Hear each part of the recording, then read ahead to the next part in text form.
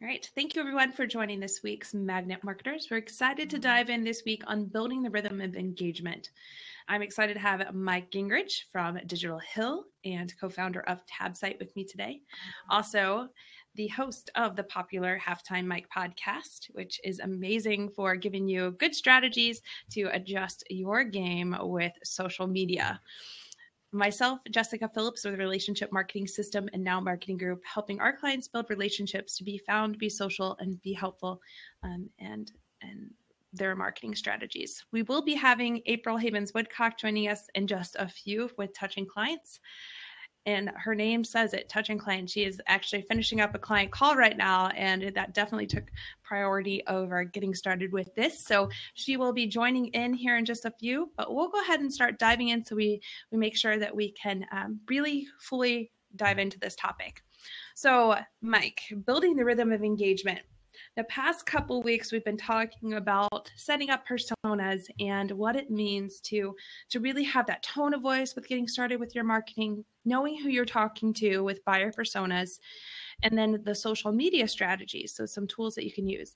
But now it's time to engage. So now that we know where we need to set up our presence, the kind of voice that we use, what are some of your best practices on engagement? How do you build that rhythm of engagement?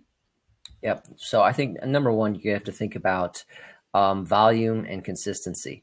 So you can't just say, okay, we've got it, we've done some things, and so we're done. And you can't have rhythms that are very irregular. So it's imperative that your audience will get to know you and to have expectations on when you're going to communicate with them, and how you're going to communicate. So volume and the importance of consistency, I think, are critical.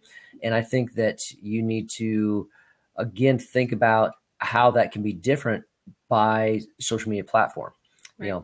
For instance, if, Facebook versus Twitter, Facebook versus Instagram, and those can have some differences in frequency and in timing. Facebook's great in that they give you in your insights, when your audience is online. And so that can be some keys as to when you should regularly try to be sharing and engaging with them.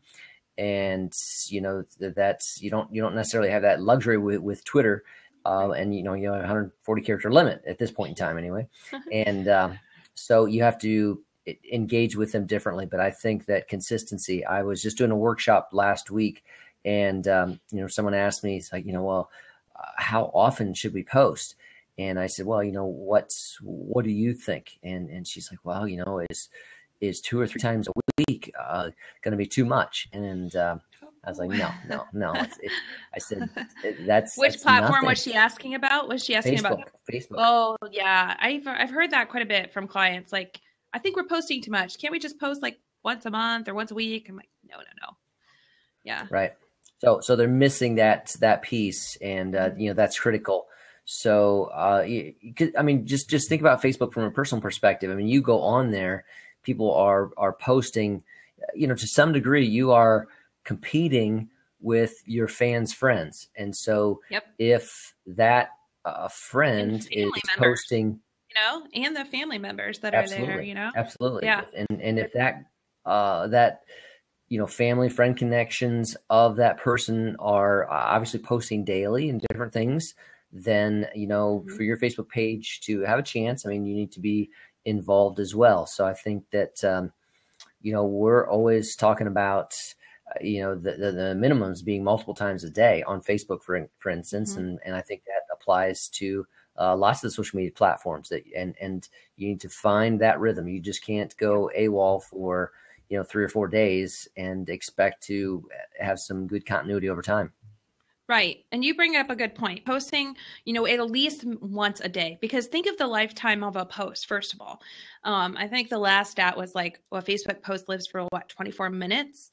And it's probably changed since I heard the stat. And, but think of the newsfeed. People do not go back to your wall traditionally or to your page traditionally to see your content. They're looking in their news stream. So you have to keep that engagement going on that news stream with not just you posting your own content, but also, engaging with others. So if people are like, well, I have to post multiple times a day, what am I going to post about? I mean, the goal is not to just get that volume out there. Like you said, that's that consistency. So if you don't have the content yet, maybe you're creating that content, you're working on that piece, but you do have that valuable engaging style content that you can use, then share from others, share from other content that your personas are going to want to hear from, and share that, because that wall, think of all the friends that hey, April, by the way, Hey. think of, how are you? I'm good. How are you? I'm sorry I'm late. I was stuck on a call and I was trying to get off. So. No, we were told everybody, we said her name says it all, touching clients. Like she will be there for her clients first. And that, as all of us, that comes up, as priority, taking care of our clients. So, but yeah, so that content, you want to have that consistency, like you said, Mike, and we're talking about how the volume of content and what you put up, and that we've heard from clients before that, and from just other people as you're doing training sessions, how much content can you post once a day, once a week, twice a week, and get that engagement going? And the answer was no. Mike had brought up a great point of, speaking to Facebook specifically, that you can post, multiple times a day. And then touching on to that, I was saying, not just, even if you don't have that content, you feel like I'm just, pulling for strings here, trying to share content, post your own engaging content, but then engage with others. So share. If you don't have that pieces of content, then share from other things that that your audience is going to want. Because speaking to Facebook specifically, we're saying they don't go back to that homepage feed. Traditionally, they're going to their news stream. So the goal is to stay in that news stream. And in order to do that, it's all about having the good content there, 2, engaging with others. Because if you think about it, if you're posting, once a week, if that person was posted once a week, their chances of their content even being seen, because nobody's going back to their page, is slim to none. Right. Like 10% or something of your content seen in the first place. Like you have to keep that rhythm going. Yeah. And Facebook is tough. Facebook is really tough these days. I feel like I've definitely seen a drop on the organic reach, with clients' pages. So I would completely agree. And I think you nailed it, that it's not about so much the volume, but what the content delivers, because I find the best posts, and I know you guys, the same thing. When you see somebody post something, if it's interesting and it's engaging and it has information attached to it, I can't stand when somebody posts an article and there's no information. Like I love to hear what people have to say, what their thoughts are. So I think that's really important as well. Perspective. People want to hear perspective. Yeah. Coming back to those stats though. I mean, Mari Smith just had something on with her Social Media Success Summit presentation. And, any Facebook user has the potential to see about 1,500 posts in one day throughout the life of the day. And you're going to see somewhere around 5 to 10% of those. And Facebook's algorithm tries to mix that up in terms of what's going to be the best, what you want to see, trying to determine that. And then she also had a stat. This is the first time I had seen this one in a while from Twitter. And Twitter's was at 2 to 3% of people see your tweet. Wow. Yeah. Wow. So somebody asked a good point on here, then that's good stats. I mean, that just tells you how often you need to post and to see. But especially if people aren't seeing it, so that's a good point of saying then not just when you post something, especially if you want it seen, building that rhythm of engagement and getting them to engage with your content, you may want to put, if you want a blog post seen, for example, or a landing page or an event, you need to share it multiple times, not consistently, but especially on Twitter, sharing it multiple times, making sure they're maybe even changing the headline a little bit, right, and then resharing it and getting that engagement out there. Matthew brought up a good point. Is there really something as too much content? How would you answer that, April? So I think that there is. I personally think that there is. I think for me, I see some people that just are constantly posting. And I feel like it's for them, it's not intentional posting. It's really just about the volume. And I don't think you get as much information from it because they're actually losing. I feel like they're losing out on engagement because posts get lost in the news feed. So, especially Twitter. And I do like Guy Kawasaki, but he tweets a whole ton, and, I actually use him as an example in a lot of my classes. And some people will say, you know what, he just tweets too much. So I think sometimes for some people, it turns a deaf ear to too much content. And then there's also a few years ago, I did a training with Mari and there was a gal there and she had this great page, but literally they're posting a great page in terms of fans and engagement. However, their posting strategy was they literally were posting every 30 minutes throughout the day. So their theory was they were catching people, when it showed up in their news feed. But that to me is just posting to post, not with intention again, and about the quality. It comes down to quality. And I think it's all personal perception, but I think as a business owner and as an organization, you want that credibility to be seen. You want people to look for you. So like you use Mari as an example. Mari doesn't post that many times, and sometimes she posts in the morning, sometimes it's in the afternoon, but it's the information she posts is insightful. There's huge value to it, and I think it comes down to the value that you're posting. Absolutely. And Social Media Examiner does this and HubSpot does it, but we don't notice it because it's value added stuff. They're resharing it and they put it on this rhythm of really resharing and re-engaging their content, reactivating it, I like to call it. So they're getting other people to reshare it and reactivate it. And then they have it set to, I think, post every hour on their page. And that's what we try to do on ours, but it's not the same content over and again, unless it's that focus for the month for a landing page. Then we'll repurpose it and reactivate it, if you will. But I think it comes down to I think it comes down to also what works for you, because if you've been doing that if that's what your audience came to expect and look for, then that's different. So for somebody starting, if you're all of a sudden posting 3 to 4 times a day, and then all of a sudden you go in and you change it and now you're posting every hour, I think that'll turn people off. You're over communicating at that point, but I think it comes down to what works for you too. Plus how many people you have as followers too. Absolutely. You know what I mean? Because what's the percentage? What's the percentage that it's seen in your news feed organically these days? Did you have that stat, Mike? Yeah. I mean, you're going to see 5 to 10% basically. Yeah. So yeah, that's a good point.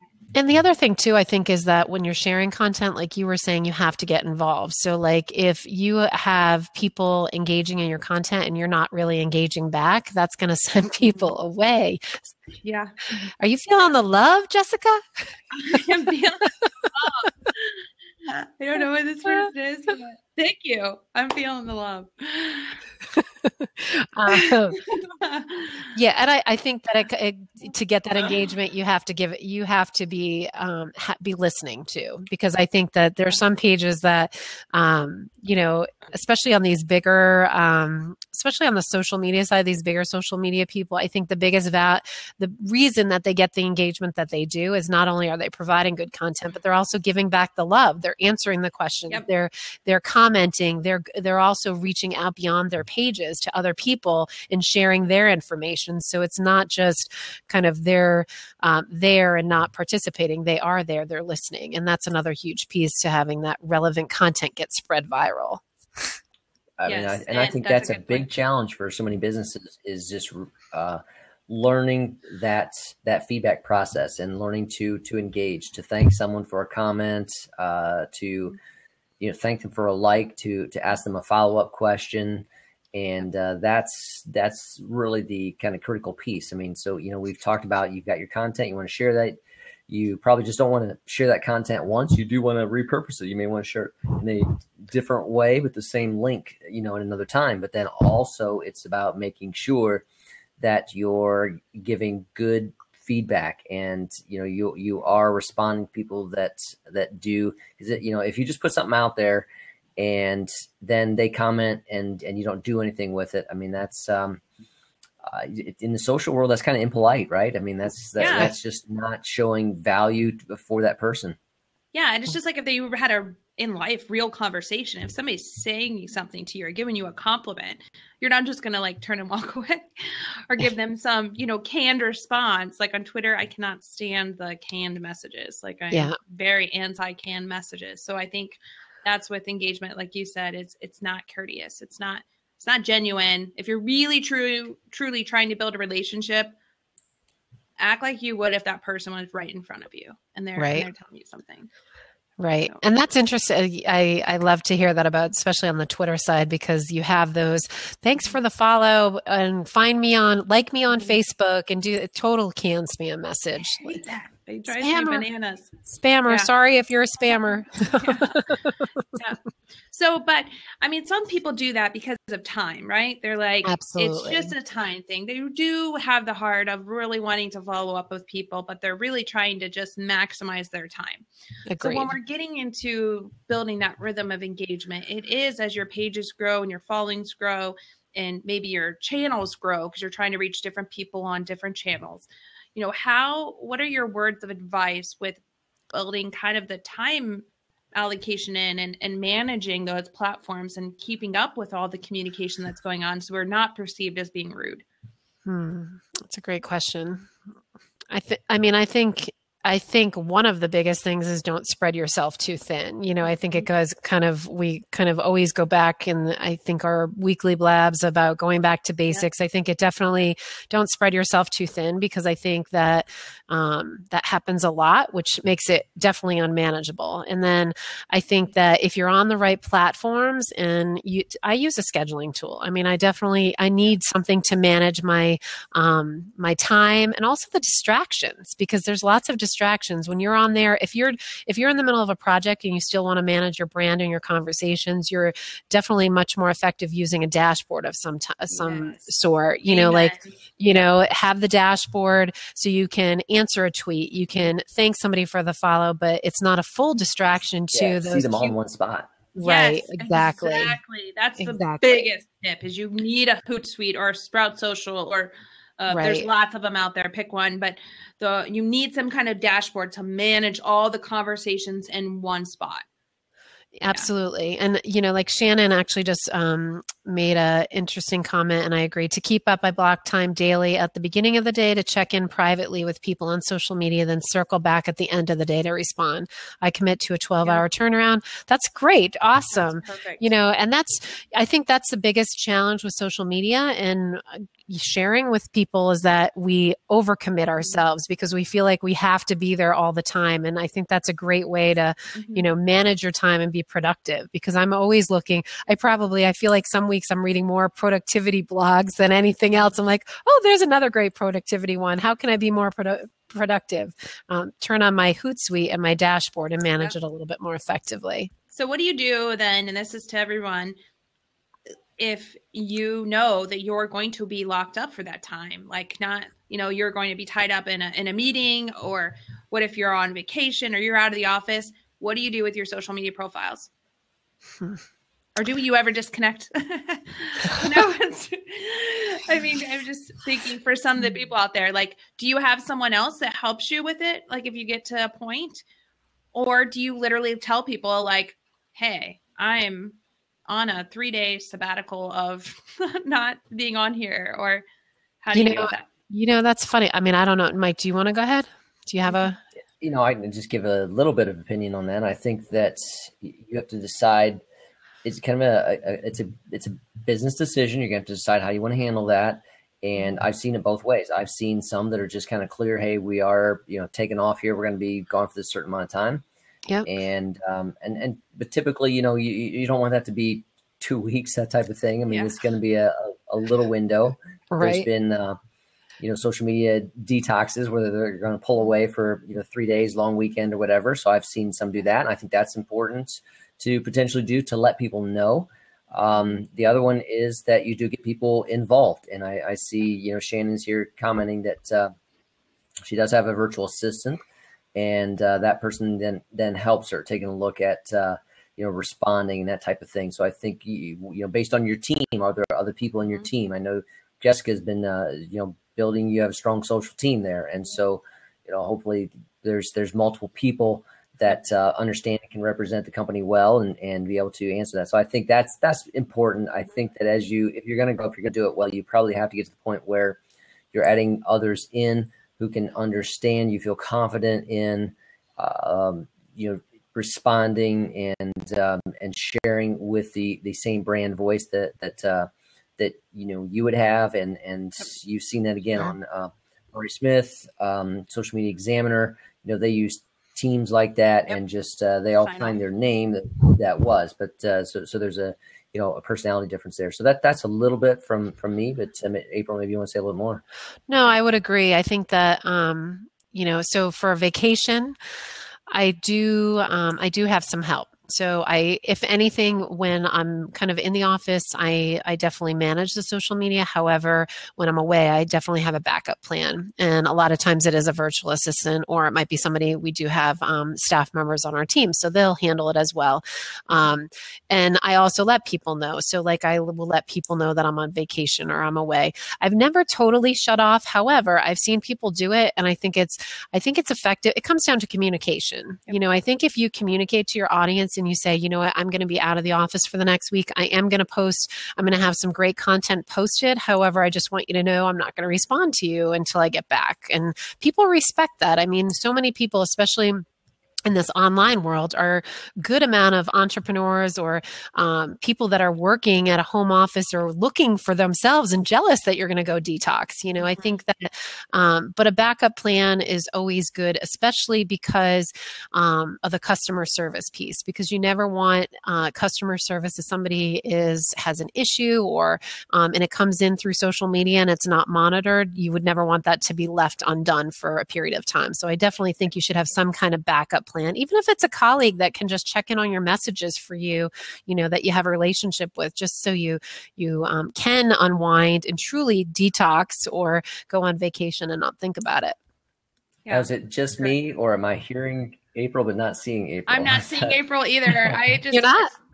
just took that as my blab getting. That's you sort weird. of left. You sort of left. I'm kind your of voice here. is crystal clear. I see me. You don't see me? No. All right. Let me. hear you. That's weird. Okay. You might want to. I'm gonna log out and come back in. Reload the page. Yeah. So when I know that I'm going to be out, that's the beauty of being able to schedule things. So you can still schedule what you're wanting to say and what you're wanting to do, and then use your time for the engagement. But if you're going to be out, then you're back. Woohoo! But use the time then, or have your team that's graduated to be trusted in that position, managing the interaction and the engagement. But that's where you definitely want to make sure that you've already had your stuff planned out and scheduled out ahead of time. So then you already know it's already there. We have things that are going out, but let your team know what's going to be going out, just in case there happens to be something that happens that you're like, this is not appropriate for today to go out after this event. Right. Yeah. Well, and I think there are tools, that can just help you with some of the efficiency processes there. I mean, you have a new blog post that goes out on your blog, right. and so when it goes out, you want to share that on Twitter, or you want to share that to Facebook, and you can do that. You can schedule that. So when that scheduled post goes live, it is shared. That's the first. It shouldn't be the last piece of that you can do with it. Right. So let's talk about some tools that help us with engagement. So we talked about having a dashboard. What dashboards do you guys recommend for you? Well, I'm a Hootsuite and Buffer user. Yep. And I also now that's not necessarily for engagement, but I also use Post Planner then, because so Post Planner doesn't let me see what others are sharing. But for that, I'm using largely Hootsuite is my key for monitoring. Okay. At mentions and things like that. So scheduling and coming up with the post, use Buffer and Post Planner. That's to get everything going so people can engage with you, and engage with them. You're using Hootsuite. Yes. Perfect. What about you? I use CoSchedule as well. CoSchedule for launching my new blog post. So whenever I have it scheduled, I have a blog post scheduled to go Thursday at 8 a.m. That's going live. So CoSchedule, we'll send that out at 8 o'clock, the first alert. Very cool. Nice. I like CoSchedule. I use it for a platform that I guest blog on. I like CoSchedule a lot. I use Hootsuite. Hootsuite, and I also just started using Agora Pulse, and I really like Agora Pulse and the features that it offers in terms of engagement and analytics and tracking tweets on Twitter. It's a very cool tool. I'd love to share more about it later. Like I said, I'm still learning it, but everything that I see, it's pretty awesome. It connects with Twitter and Facebook. I can do scheduled posts, and it also has an integration with Instagram. You can't schedule there, but you can monitor your hashtags and brands. So it's very cool. And I do use Post Planner as well. So I use Post Planner for content curation and some engagement there. It's more on the content curation and kind of those organic reach posts. I would say main tool is Hootsuite though at this point. Yeah, I'm kind of with you guys. I use Post Planner for posting, like coming up with some curated ideas and following hashtags and things like that. And then HubSpot for monitoring specific activities that are going on. How did I know you were going to say that? Yeah, I don't know.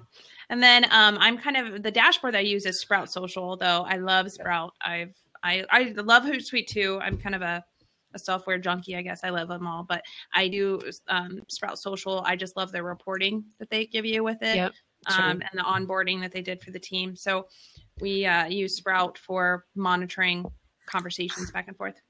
Now, do you guys do anything different on the mobile side? I mean, is it just switch over to the mobile apps for these? I do. I switch over to the mobile. Okay. Body Works Well. He had a question about he heard on he or she, I'm sorry, heard on another blab. He okay. He heard on a blab the other day that Hootsuite, using Hootsuite isn't as effective as posting yourself. I have heard this and I would agree. So I use it to manage my time on Hootsuite, and I use it to manage my really my daily productivity and being able to follow hashtags and retweet. But I always do real content. At least once or twice a day I'm on there. I'm sharing something or I'm commenting. Even on the days where I'm out of the office most of the day, I'll take the time and just go in for 5 minutes at night and go in and look for some good content and share it, because that personal piece is definitely, I want people to know that it's just not auto-scheduled, that I am home and that somebody's listening and somebody's there. And you definitely get a better reach doing it real time as opposed. Yeah, I think we're talking about using that tool just for listening, but scheduling, that's why we, the other tools that we're using it for curated content, and then real scheduling. I schedule directly within Facebook native scheduler. You do? So okay. It does not take away from any reach. I want every piece of opportunity to get the reach that I can. So good for you. I think for me, why I do Hootsuite is it's more efficient to have my team help me curate content. And because you can manage teams, and with Hootsuite, I can have people schedule content that I have to approve. So I have to look at it before it goes out. But the work piece of trying to not be caught up in curating content, because it does take a while to add those and schedule those. Do you use that? Now, I would challenge you guys a little bit on that. I mean, I've seen the studies a little bit. I think there was a point where it was acknowledged that using those other third-party tools got lower reach. But I mean, Facebook has come out and said, no. And I've seen studies from, Josh Parkinson at Post Planner and some of those that are saying that there is, no difference, and Facebook's saying that shouldn't be the, case as well. Here's why though. I do use Post Planner for curated content. I mean, scheduling our own content within Facebook, because I use the feeling emotions, and when I'm putting the link in, I have the ability to change the picture and remove the link.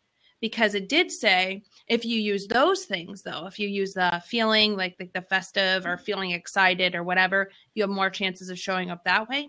And if you have the embedded bottom section with the link with the photo without the link at the top, that gives you more reach. So that's why I schedule the posts that are coming from us, not the curated stuff that I'm sharing, but the posts that we're just coming up with from our blog, for example, and putting the emotions with it, and then the links below right in Facebook native. So I think we should do a test. I want to test that, because we have, and the long tab posts. Yep. Okay. But I've seen Josh's post too, and Post Planner, it seems to have a better reach too. I don't know how that works, but yeah, we should definitely test it. Now, and I did a test. This is kind of within Facebook though, but I did a test on a simple link post versus a video post. Have you guys done some of those as well? Yep. I have, yeah. So that was, tremendously different. I tried to, I used the same copy. Yep. And then in the one I was sharing a link, so it was a link post, and then the other one I did a native video in Facebook with a call to action at the end to the same blog post, and I let it go for 30 minutes and look at the different reach, and the video had reached over about 1,100 people in that 30-minute time period, and had over 104 views of the video, full views, and then the other post was just at about 300 in terms of its reach, so 300 versus 1,100. Same time period, but video versus. Isn't that crazy? Yeah, it is that crazy? And it works. It's like those little things that, just little things that make a difference in that reach. Like I said, we all want as much as we can of that free engagement. So what other tips with building engagement? We've mentioned you have to be there, you have to post, and you have to be consistent with it. Don't spread yourself too thin. So knowing the platforms that you can start with and actively spend your time on and be engaging on those platforms. And then using a tool to help you along that process, because we can only be there so often, right? So scheduling our posts out and then spending our bulk of the time with engagement and the tools that we use to do that. What other tips would you give for engaging and building that rhythm? Any tricks or other things that you figured out with apps or things you've tried? I have an idea. Stoplight retweets. Stoplight retweets. Yep. Stoplight. Oh, I don't know what that app is. Are you kidding? Is that really an app? No, I'm just saying when I'm at a stoplight, then I'm doing. I was like, is that really an app? I'm like, is that an app? I want it. She's like already downloading. Where's it at? I don't see it. Yeah, that's definitely, it is all those extra time when you're waiting at the doctor's office, when you're at the grocery store. I'm horrible at it with the grocery store. I love the free Wi-Fi at Myers. Like, just take advantage of it. Wi-Fi doesn't work at the grocery store. But then also, I've used the tagging. Have you done the tags? Tag other businesses, like when you're posting and you're mentioning them. So tag them, whether it's on your personal brand page and then you're tagging people on it, but find something interesting for them and then tag them in it, because now you're not only reaching just your page, you're reaching their pages. So make sure you're including other people in your conversation. Find those other audience that you can attach to, and it would make sense where you're being engaging to them and expanding your reach. So whether you're tagging them in other posts that you see or tagging them in your own, but continue to grow it that way. Yeah. And, I think one of the big things that I really try to do that I do find helps is that when I go out beyond as my page and spend time as, the Touching Clients page on other pages in the conversation, or my personal brand page, and I go out and I spend time, because it's brand awareness, but it's also, it pays it forward in terms of getting people to engage back with you. But you have to be consistent with it, because I notice when you're not consistent, what happens? It doesn't work for you. So that's the big thing about the engagement piece. You have to be consistent, and you have to try it for more than a day. You have to commit to it for 30 days, 60 days, and see what happens. Yeah. And Shannon, I agree with you. Mike needs to develop that new app. Stop red light, green light, Twitter. You just automatically brings up Twitter, and here's some posts you'd like to retweet, like just real fast. It is. And your most recent mentions, and it's time to respond. No to them. texting while driving, though, because that's bad. That's right. No. That's right. Yeah. Stoplights only. Now, have you ever stopped at the stop sign though, and then you're trying to do it, and then they're like, it's green, go. I've gotten honked at from behind, yes, because I wasn't moving. I've pulled over before. Yes. You need to be patient at stops at stoplights for texting or something like the buses have. Like, we'll stop at all railroad crossings. Right. We stop for all tweets. Ooh, we're responsible. It take forever to get there. Yeah. Oh goodness. Okay. No, I think that you have to have that rhythm. I mean, you have to have a consistency to it. You have to find the voice. I think some people have mentioned here the tagging. I like that, Jessica, because that's involvement, getting people connected to it, and it's going to look a little bit different based on your brand. If you can be very personal with it. Shannon mentions, I was thinking of you, or, you know, something like that. That's if your brand can be that personal, you know, some product services may not be able to, but they can connect with people, partners, and others in their arena that related industries that they want to have conversation with. And, you know, there's a mutual value because we both want engagement. Your page wants engagement, my page wants engagement. And so by teaming up, you know, that adds value to it. I mean, it's just similar to what we're doing right here. I mean, we're teaming up for this, you know, live cast, this live show, and hopefully that adds more value and it brings in some people that, you know, knew each of us, but together that's a larger group. So there's, you know, there's that partnering social aspect that you should be connecting with other pages to help extend engagement, you know, to reach out better. And okay, so Facebook and Twitter, I feel, are easier ones to engage with, or at least I feel like more people are comfortable with those. What would you say for like LinkedIn and Pinterest then? So two other big players. Like, would you consider for LinkedIn, for example, like endorsing? I mean, that's a level of engagement, is letting people know, see your name pop up. But any other tips on like engaging on LinkedIn specifically? So I'm not a big fan of endorsements. I do endorse periodically, but I would rather spend time looking at the content. And I go and I'll comment on someone's comment, or especially because of Pulse and being able to add those blog posts, I love to look for content there and add comments and, you know, and share that information. I feel like that to me is more engaging because it's on a much more personal level. The endorsements, although there's value if somebody's, if their keywords are set up correctly. I mean, some of the endorsements, I think it's overutilized and you know, like when you log in, it says, want to endorse this person. And although I connect with a lot of people, I don't necessarily know how good they are at what they do. And I feel like a true endorsement on LinkedIn should come from a recommendation, not from an endorsement. That's just my personal pet peeve to LinkedIn. But I think engaging on the content is huge because it's a personal, you've taken the time to comment and getting in touch with them. So I like the content that's shared.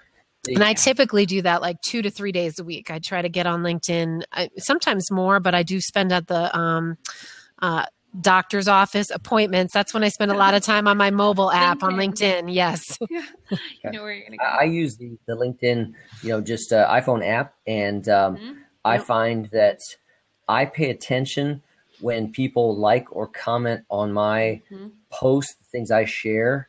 And, you know, so I've got, I don't know, you can't really see it. There's Jessica right there. Oh yeah. And I like all your stuff, Mike. It's personal as well, because if I like that and she's using the app as well, she'll get a notification on that. So I like the personal touch that LinkedIn offers me in that. I mean, some of the others, the Hootsuite, you know, my Hootsuite's going off all the time, you know, with all these mentions and things like that.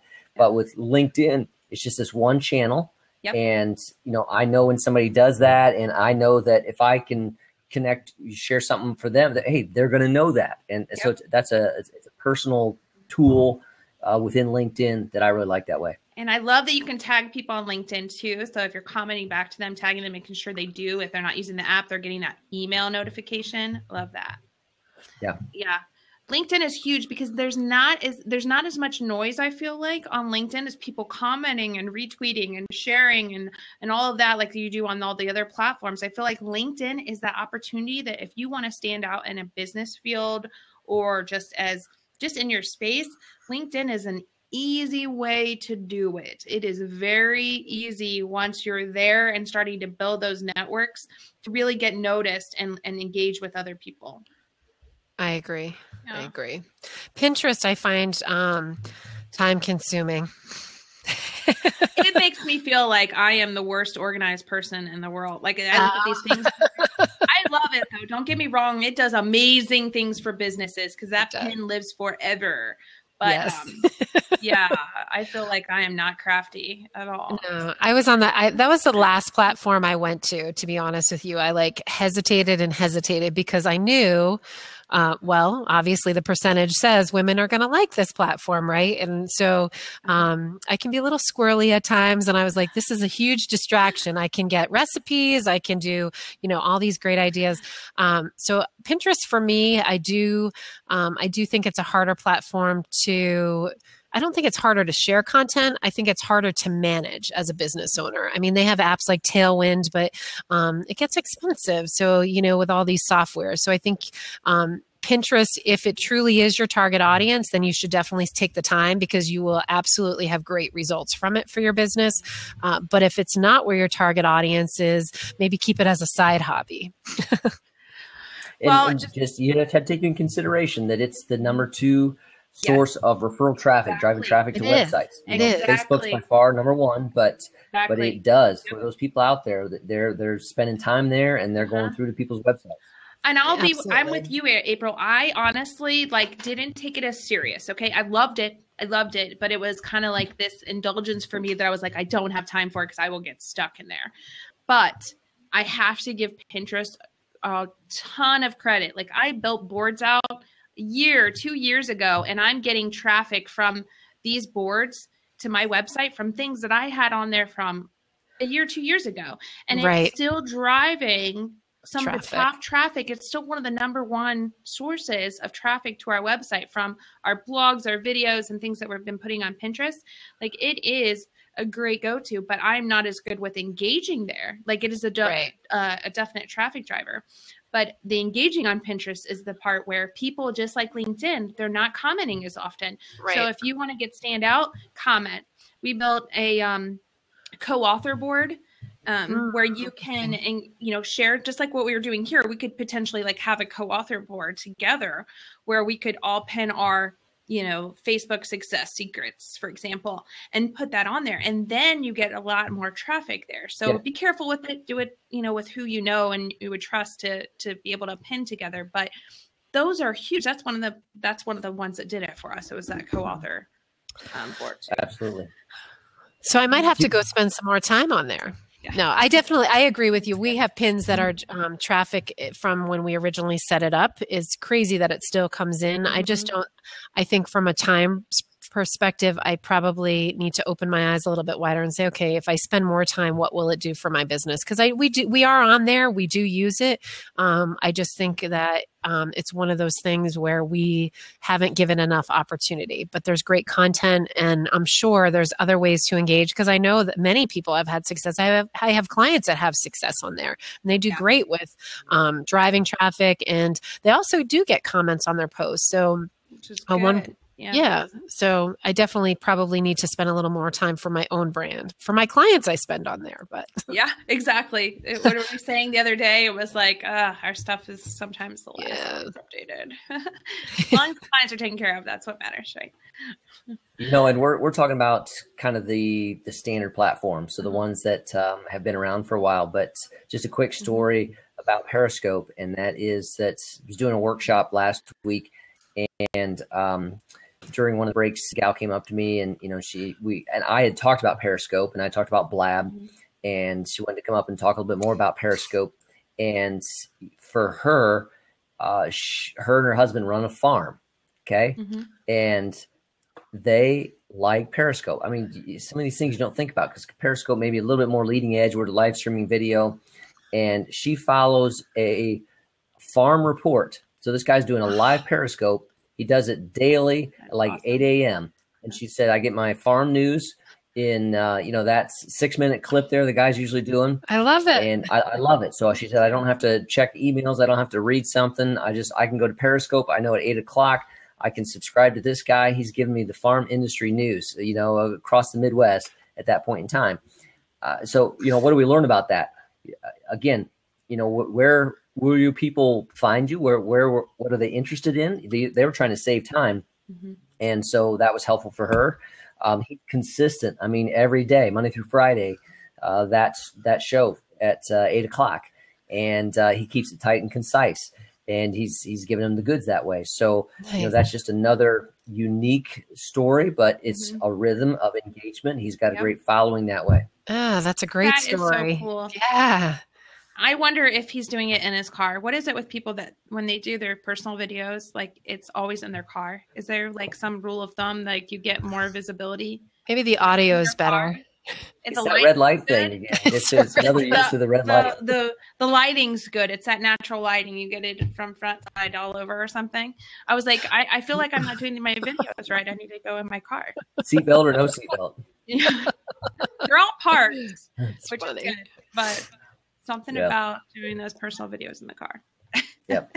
But that's a good point. Finding that niche, finding the things that people love and doing it. And we have one client, Sylvania Mowers, and he started doing it. He sells Toro mowers, and he is doing Toro Tomo and just giving a quick Toro tip and doing a video all his own, completely ridiculous, funny, great. And people, now he's starting to build that following that way. Nice. But he's starting to do Blab, and he's still tossing around Meerkat or Periscope, but he's starting to Blab with some of the actual people that create the mowers, like Toro and some of his other brands. That's so wonderful. He's awesome. some clout there through that, you know? Yeah. But again, that's just stepping out, stepping beyond the norm, being willing to be a little different, and you know, finding a way, and it's bringing some life to it. I mean, I keep coming back to that again. You know, people want life. People don't just want status quo. They love to be inspired. They love to receive some energy, you know, and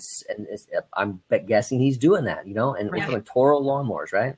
Yep, exactly. You have to be, like you said, memorable, build that energy. So honestly, that is the engagement piece. It's having that feeling, have them feel, the people that you're engaging with feel like you matter. They matter, you know, and that you care, that you're personality makes a big difference. If you can make that shine through, it's going to definitely attract people and kind of be who you are. So, and that goes even for written content. You know, I think the best blogs and best information shared is when people really take it from their perspective, and it's not just kind of I'm writing this to share the facts with you.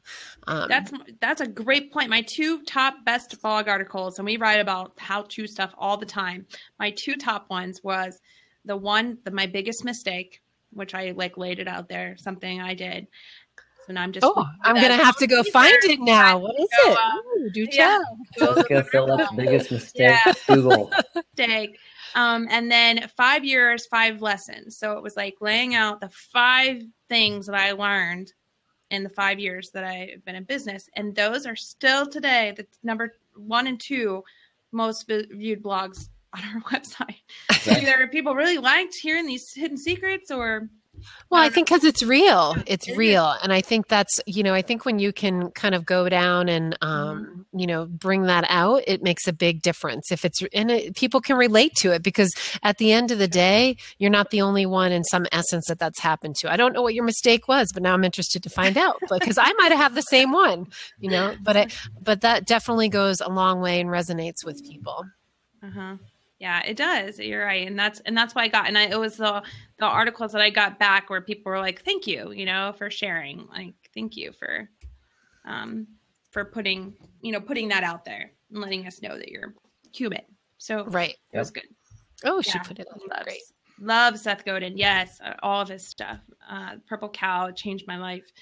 Simon Sinek, Start With Why, was another one that changed my world. I actually have all the 5, I'm going to put another link in here, the 5 videos and things that changed the way that I viewed marketing and business.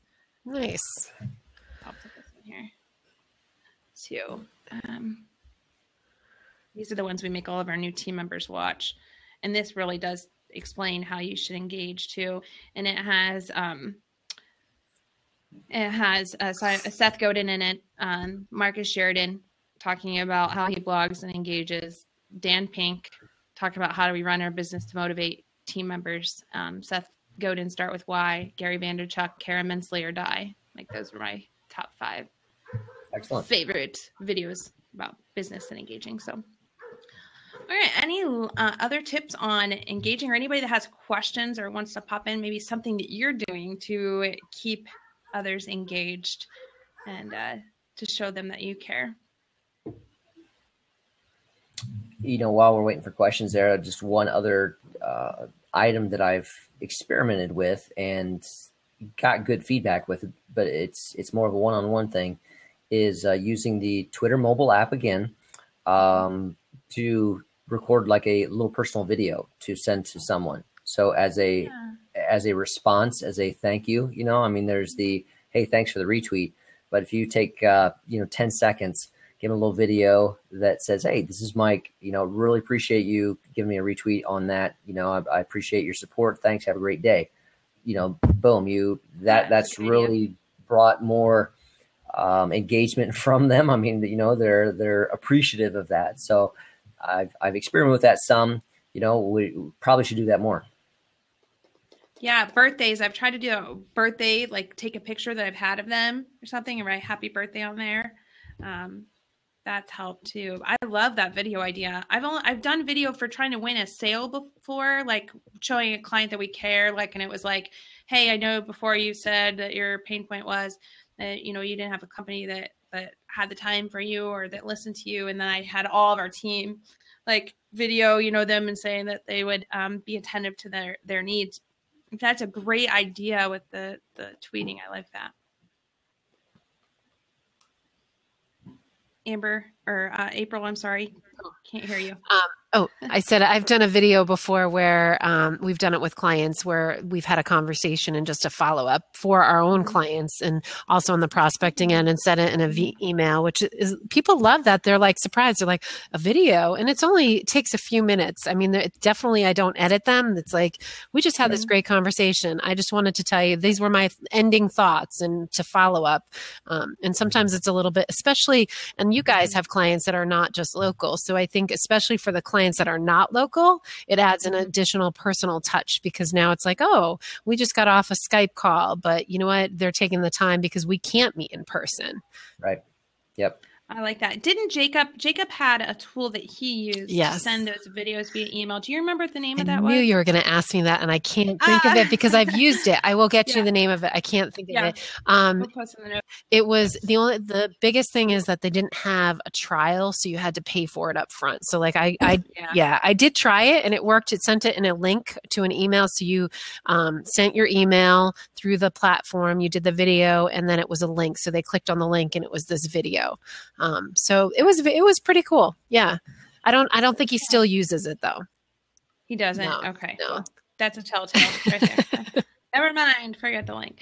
He's YouTube will work. Facebook Live. That's what you know. There you go. Yes. Jacob always has something up his sleeve.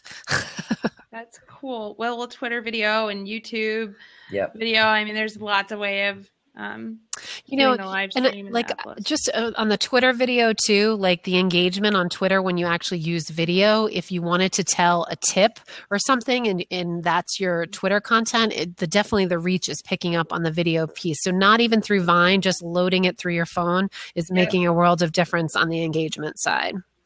Yeah. I was just on Pam Moore's Get Real chat, Get Real video, and talking about that, and it was huge. I mean, that my tweet was just a quick video, and we all used the hashtag Get Real video and uploaded our video to it, and that one is still it keeps on getting rebirthed. Yeah, just finding it and finding it, so it's cool. Mm-hmm. Yeah. Jessica, do we need to announce what our topic is next week? Should we give the audience that? So that let me grab all of our stuff. And this one, I will post the link here now. Let me grab it real quick here. To have the links. Yeah, I was explaining Blab to my group last week in the workshop, and I took a screenshot. Blab tells you in your profile how long you've been on the service, and at that point in time, I've been on, when I took the screenshot, 67 days. That was it. 67 days. I have a workshop coming up. We should do a quick Blab for my workshop. How much I do on Blab and things like that. It's amazing. Yeah. It is great, though. I love Blab. All right. You posted it down there? Yes, I posted the link. So we'll be back here next Tuesday, same place on Blab. And we're going to be talking about how to deal with negative feedback on social media. So now that we're building up the rhythm of engagement, what happens if you get those not so nice comments on social? How do you handle that negative feedback? How do you try to prevent the feedback from happening in the first place? But if you do have it and it comes up, how do you handle it? So real stories. Real stories. Real situations. Yep. Real answers. Yep. It does happen. So join us for our session next week at 4:00 right here. I thank you guys all for watching. I'm going to take us Thank off. you.